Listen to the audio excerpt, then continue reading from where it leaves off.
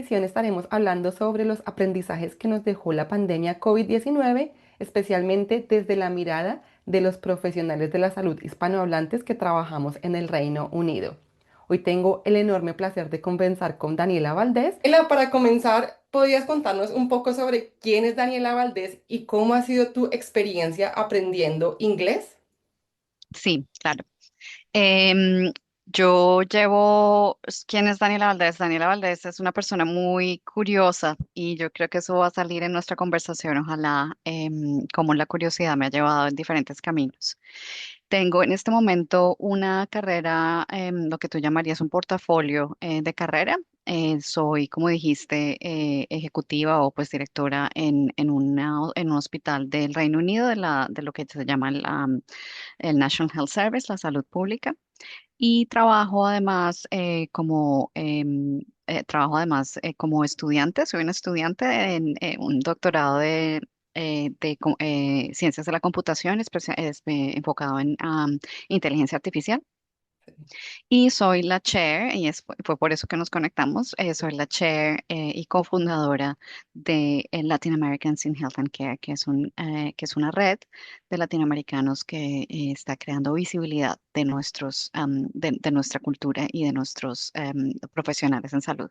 Entonces, obviamente, nuestros caminos se juntaron muy rápidamente y estoy feliz de estar aquí contigo.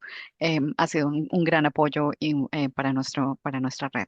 Gracias. Sí, espectacular. Y más adelante vamos a hablar un poquitico de networking porque creo que es una de las pasiones que tenemos en común. Pero antes de Sí, eso, lo uno de del mis inglés. objetivos con este podcast y con todos mis canales de comunicación es motivar a las personas a que aprendan inglés y Sí, especialmente en el sector de la salud. Y quiero hacer como esas preguntas para ti. ¿Tú crees que el idioma ha sido importante para tu desarrollo profesional?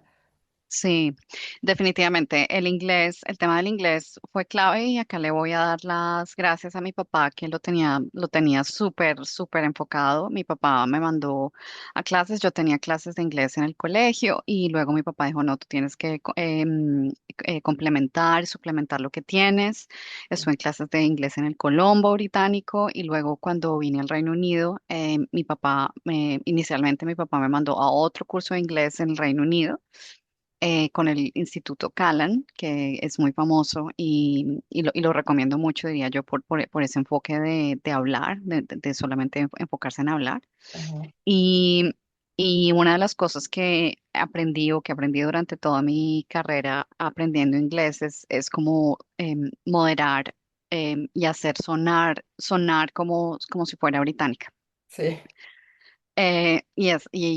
Y eso para mí fue fundamental. Entonces, desde el principio trabajé en eso inicialmente en cuestiones muy sencillas y quería darte un tip de una vez, a ver si les interesa a tus oyentes. Y, uno de los que hice, ya me has oído, por ejemplo, cuando hablamos en Sí. español, entonces digo, tú estás pensando, Sí. pero uno de los tips que me dio mi profesora de inglés a los 11 años Ajá. fue que para sonar más inglés o más británico, en ese momento era americano, tenía que cambiar la muletilla. Ok. Entonces, que cambiar la muletilla implicaba, en vez de decir Ok. y hacerlo diferente. Y ese pequeño tipo de cosas me llevó en una cantidad de ideas en temas de la claridad, de cómo pronunciar, de cómo enfocarse en ciertos sonidos, y eso es lo que ha hecho que mi acento sea pues tan británico como puedo en este momento, y estoy muy orgullosa de ello. Pero es una versión muy personal de Sí. que yo quería sonar de una cierta manera y no quería sonar latina. Y lo mantengo. Pienso que en mi caso fue supremamente importante no solamente desarrollar la parte del lenguaje, la parte de la gramática, pero efectivamente sonar como si fuera lo más cercano a una persona nativa.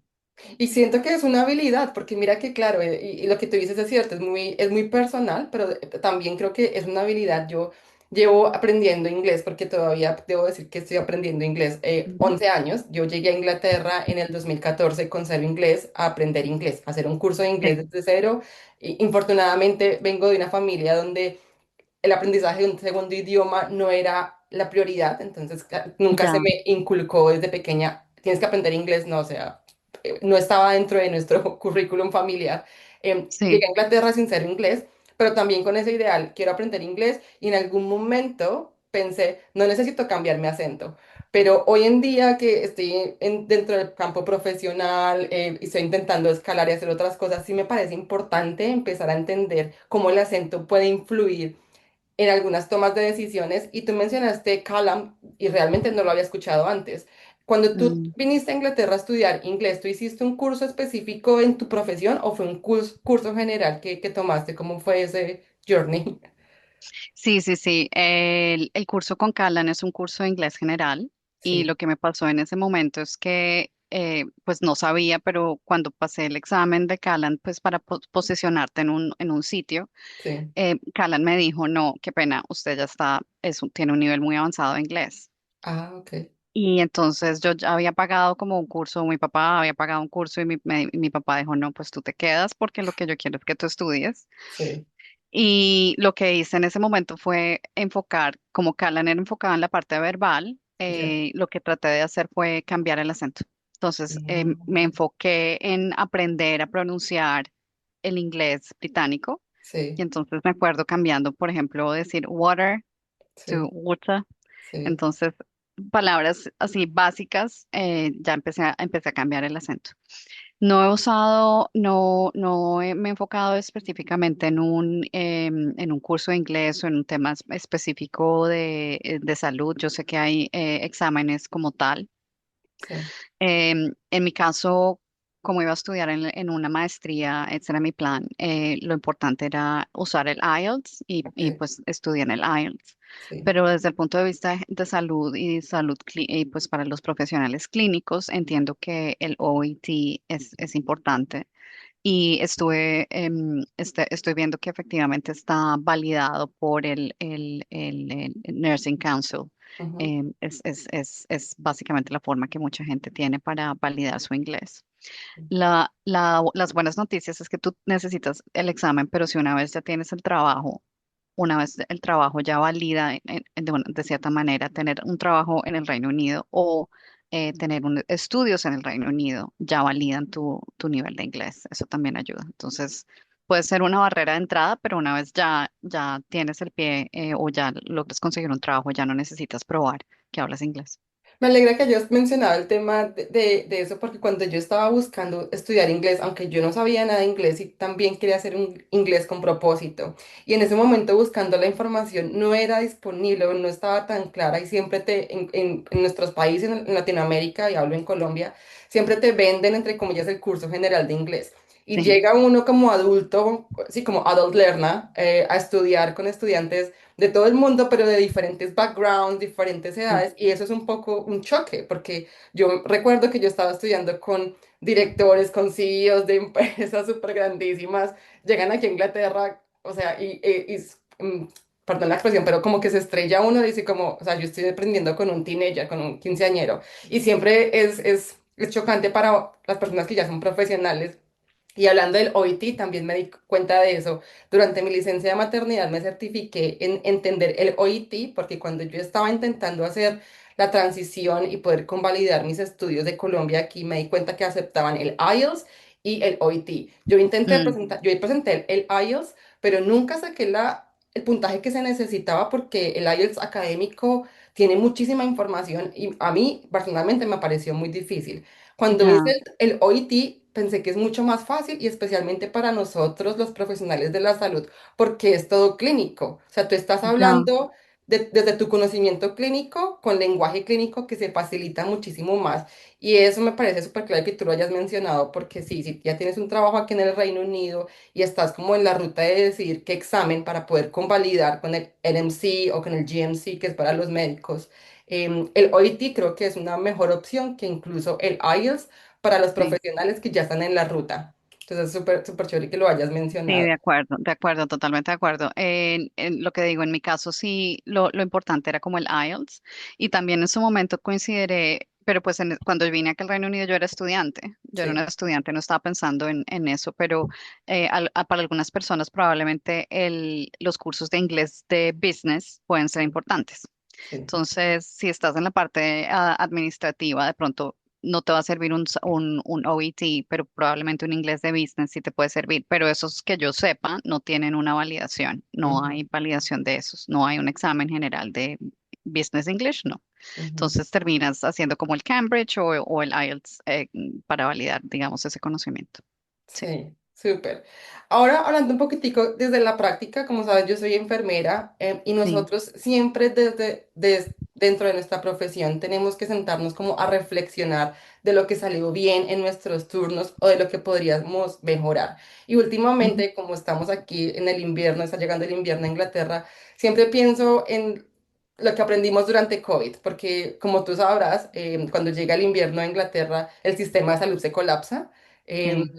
Y claramente hoy en día no tenemos tanto COVID, que sí lo hay, pero no es tanto, pero siempre Mm. está el flu, que sí que colapsa el sistema. Y quería preguntarte un poco de eso, quería saber si tú tienes algo que quisieras compartirle a la audiencia que desde tu rol tú hayas considerado importante en ese momento cuando estuvo la pandemia COVID, pues como tan vigente, como tan presente.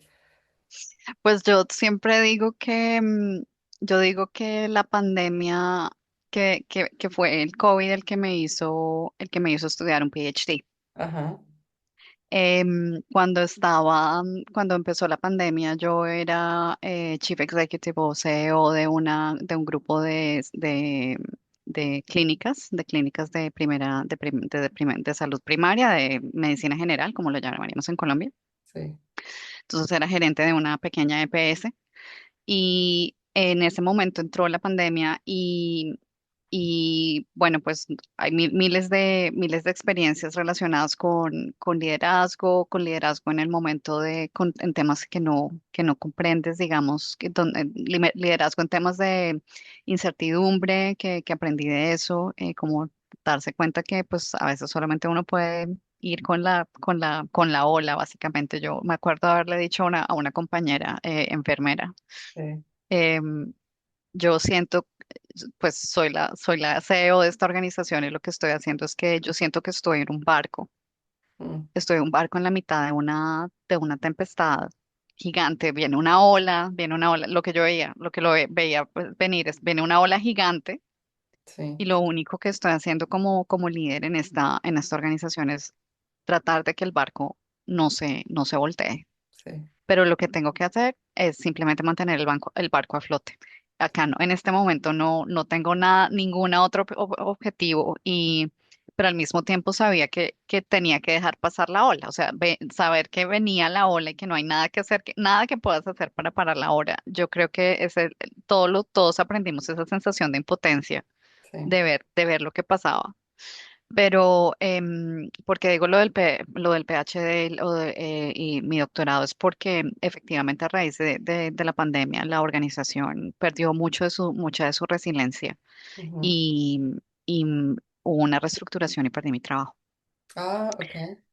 Yo perdí mi trabajo en la pandemia, trabajando en salud, que es Mm, pues increíble a veces. sí. Y lo que me dije en ese momento es, ¿qué es lo que yo quiero hacer si yo fuera rica? Si Ujú. yo fuera rica, si no tuviera temas, si no tuviera ningún problema, y mucha gente se volvió súper existencialista durante la pandemia, ¿no? Porque pues todos realmente pensamos, pues si Nos vamos a me morir. muero, ¿no? Sí, sí, Me sí. puedo morir. Sí. Entonces, uno de esos pensamientos para mí es, bueno, pues si me muero mañana, ¿qué pasa? ¿Para dónde voy, no? ¿Qué quiero hacer? Y yo dije, bueno, pues por lo menos hice lo que yo quería hacer, que era estudiar. A mí me gusta estudiar, soy una nerd. Sí. Entonces, esa fue mi decisión y decidí que si yo tuviera todo el tiempo del mundo y todo el dinero del mundo, lo que haría sería estudiar y que iba a estar en el momento para cumplir un sueño que era tener un doctorado. Ujú, Y sigo en esa, haciendo el doctorado, lo estoy haciendo en tiempo parcial y lo hice en ciencias de la computación y en inteligencia artificial, porque porque veía que frente una de las más grandes crisis de la salud de la historia, fue la tecnología lo que nos sí, ayudó. sí, sí, sí. Entonces, eso ha cambiado completamente todo, mi perspectiva, mi trabajo. Ya no trabajo en salud general, cambié mi carrera a temas de en digitalización y ahora pues trabajo entonces en el tema de IT, de tecnologías de información y espero ser la primera Chief Artificial Intelligence Officer de una organización británica. Ese es en este momento mi deseo. Tu meta. Y sé que vas a lograrlo, vas a lograr ese recorrido, llegarás allí, porque creo que vas en el camino que tienes que Mm. estar para lograr hacerlo.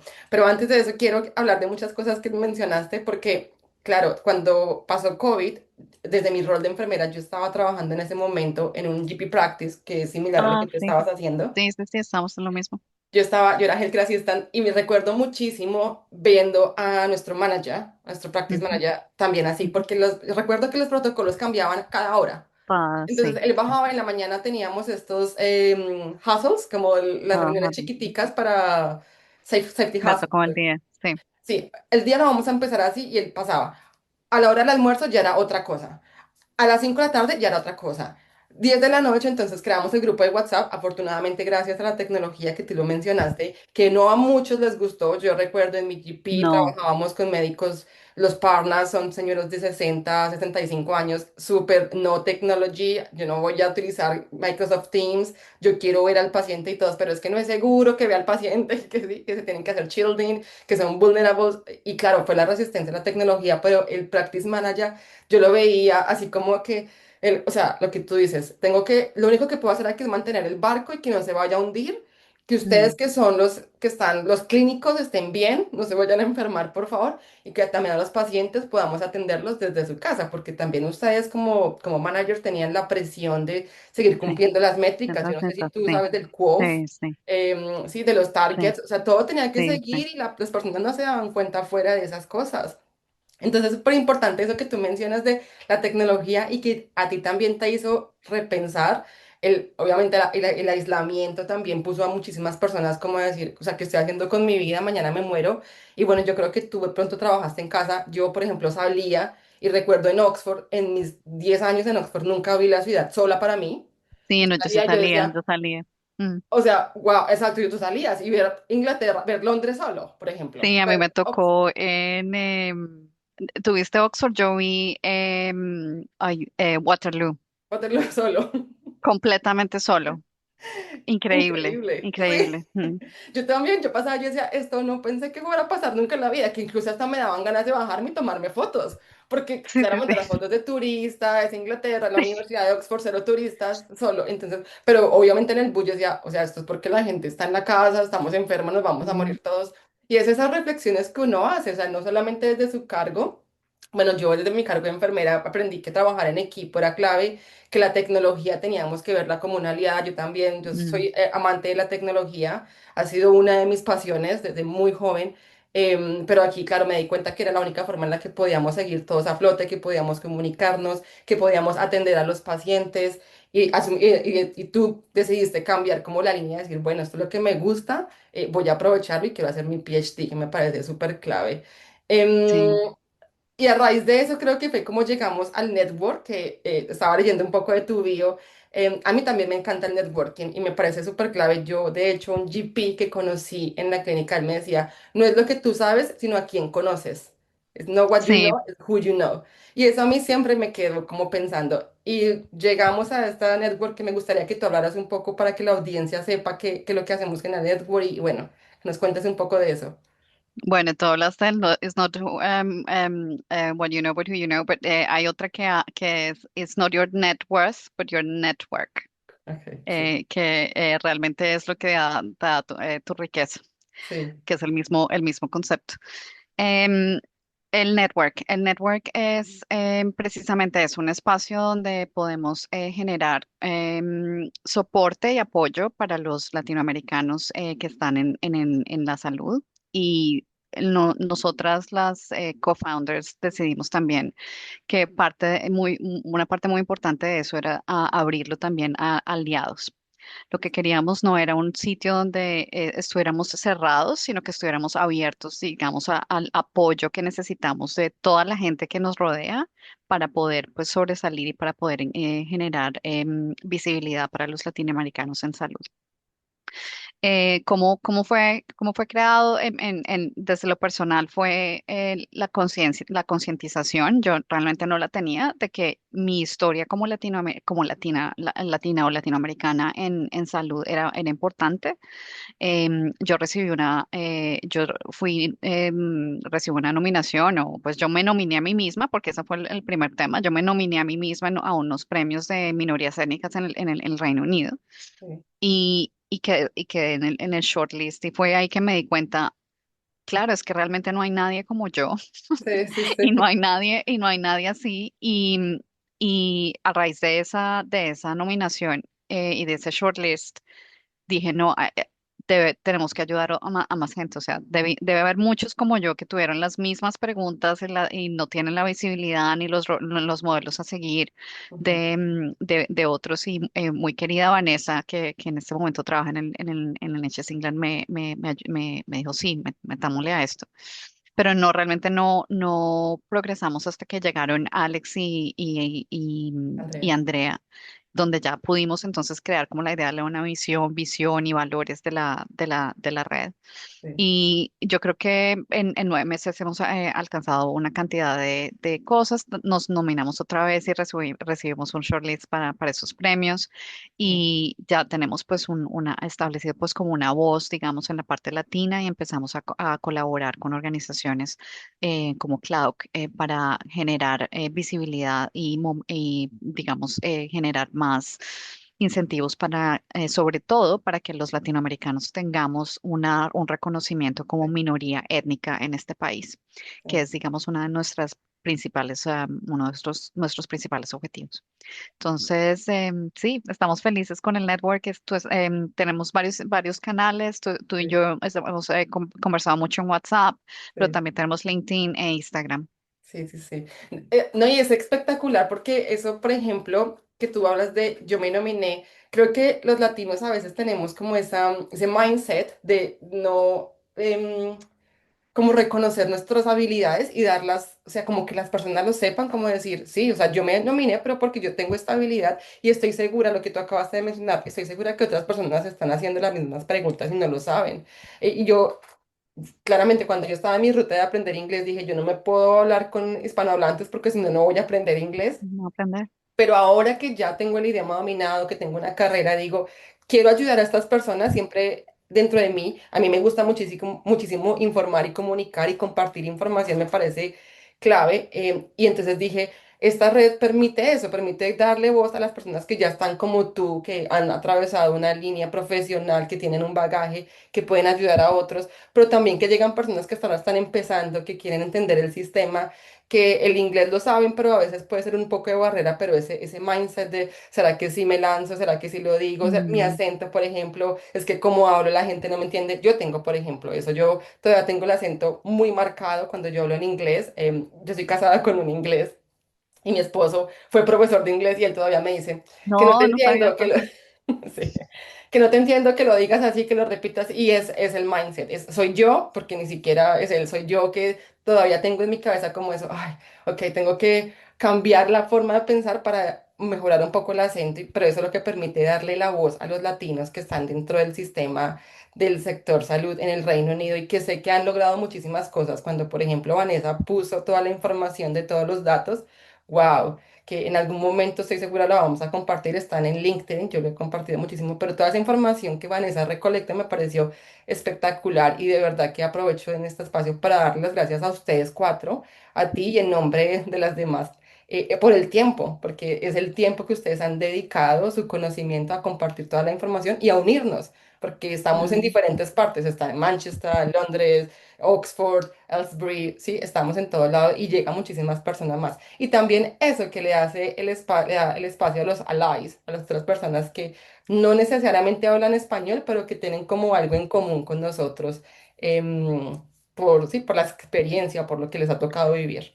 Sí, y otro de los temas ha sido clave es darnos cuenta que los latinoamericanos no todos somos hispanoparlantes. Entonces tenemos gente que es de Brasil y también Sí, nos ha apoyado en ese sentido, y tener a Diogo como ally en ese momento y contar que él se sentía que tenía un superpoder por ser latinoamericano. Eso fue súper especial para nosotros poder entender a alguien, o sea, ver a alguien, no en salud, pero que estaba comprometido con su cultura.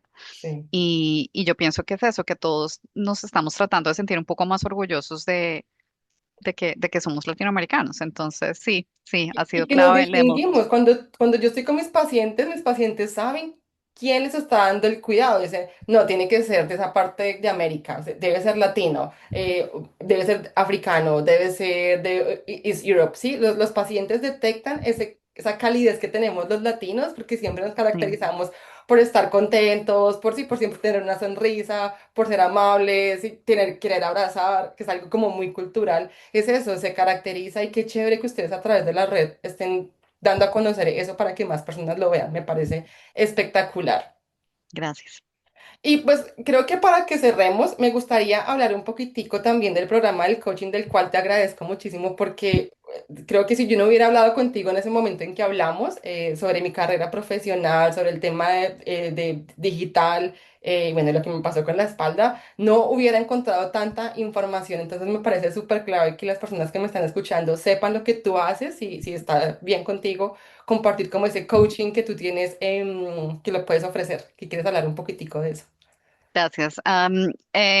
Yo me di cuenta que me gustaba mucho ayudar a la gente desde el punto de vista de su carrera y hace un par de años empecé con el entrenamiento, el entrenamiento en ese tema, entonces ya estoy oficialmente pues titulada como coach y estoy haciendo ese trabajo por ahora pues digamos desde un punto de vista prácticamente como un hobby, lo voy a llamar así, pero pues lo quiero formalizar y es algo que hace parte de mi portafolio, en efecto. Entonces, he enfocado dos áreas. Una es, digamos, lo que hablamos contigo. Tú tenías una situación como de tu trabajo y verlo como qué es lo que puedes hacer desde el punto de vista de tu carrera y cómo puedes potenciar ciertas cosas, sobre todo lo que hablamos desde el punto de vista digital. Fue exactamente eso, como sobre todo para para todas las personas que te están escuchando, yo creo que muchos personas clínicas no saben lo importante y lo mucho que valoramos desde el punto de vista de la gerencia, que hay, de la gerencia de transformación digital, que hay muchas oportunidades para las personas con background clínico de volverse, de tener trabajo en la parte digital Sí, y genera un balance muy bonito, diría yo, entre el trabajo y entre el trabajo el trabajo clínico y el trabajo de continuous improvement, que también viene mucho como de la reflexividad que mencionabas antes, ¿no?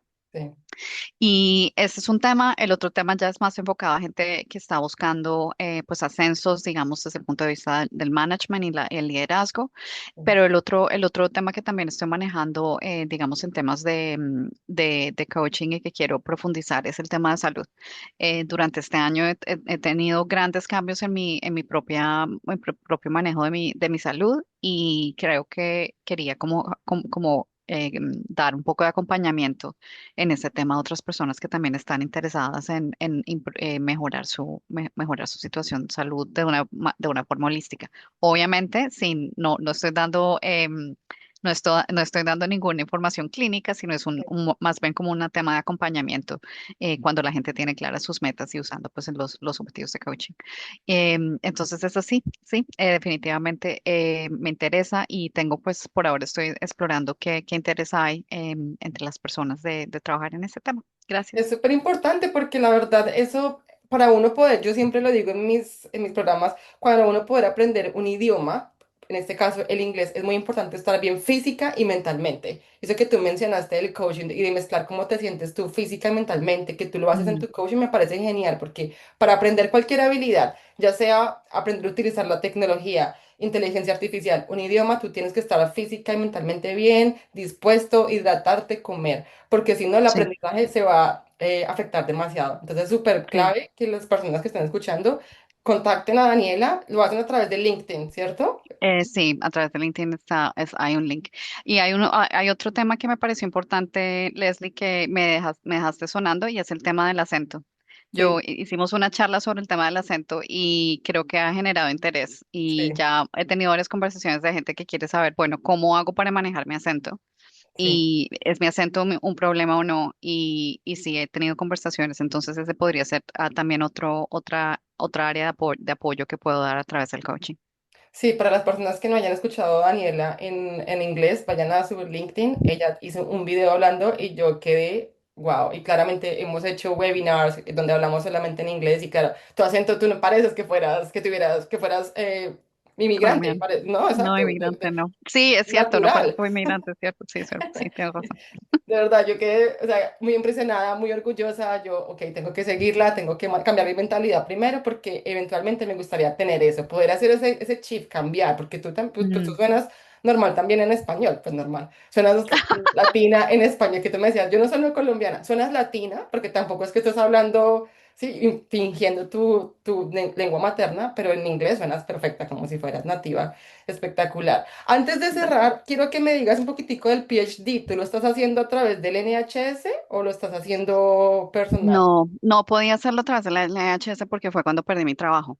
Ah, o sea que tú tienes, vas a quedar con, o sea, no tienes apprenticeship por el hospital, no. No, no tengo apprenticeship. No. La cuestión ahora, el apprenticeship, para la gente que está interesada en apprenticeships, tenemos muy poco tiempo.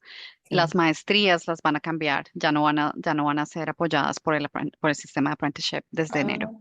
¿en serio? Entonces, sí, en serio, solamente, y además van a poner un límite de edad. Ok. Entonces, las apprenticeships solamente van a ser para pregrado. Ah, qué triste, no sabía de eso. ¿Y eso aplica Sí, para muy todos los triste. trusts? Ese no es más bien un tema del sistema de apprenticeships que va a cambiar, Ah, del gobierno como tal. del gobierno como tal. Ya, porque el programa que hago yo lo hago de apprenticeship, es directamente, claro, el gobierno hace el funding al trust, que es Oxford Sí, Health, sí, pero no sabía que iban a quitar las maestrías. Qué triste. sí, van a quitar las maestrías para el apprenticeship. Sí, no van a entrar, no van a, Ah, y me pareció tristísimo. Por eso logramos, uno de mis grandes logros de este trabajo es que logramos batir los récords de los últimos 5 años en sí. temas de apprenticeships y 5% de la gente que trabaja para mí entró a una maestría, Oh, porque qué este es el último chance que tienen. bueno, eso Estoy motiva a feliz que por las ello, personas sigan estudiando y estudiando. de pronto más adelante. Hay otras opciones que son si llevas más de 3 años en el país, puedes Sí, clasificar a un préstamo del gobierno, sí. tanto para doctorado como que yo tuve ese préstamo inicialmente, Sí, el estudiado. para doctorado, maestría. Entonces esa es otra opción, pero pues es un préstamo, lo tienes que pagar. Sí, lo tienes que pagar cuando te gradúes, sí. Pero Mm, bueno, seguramente reestructurarán eso con todos los cambios que se vienen, los cambios de inmigración que se vienen en el Reino Unido. también. Pero ese es otro Bueno, tema. Daniela, muchísimas gracias por tu tiempo, por tu espacio y por compartir tu conocimiento con nosotros. vale, no, gracias a ti por la invitación y espero pues volver. Quedé Sí, feliz, claro, me encantó. claro que sí. Ok, Fuerte. Daniela, cuídate que estés muy bien. Un abrazo. Vale, Chao. chao.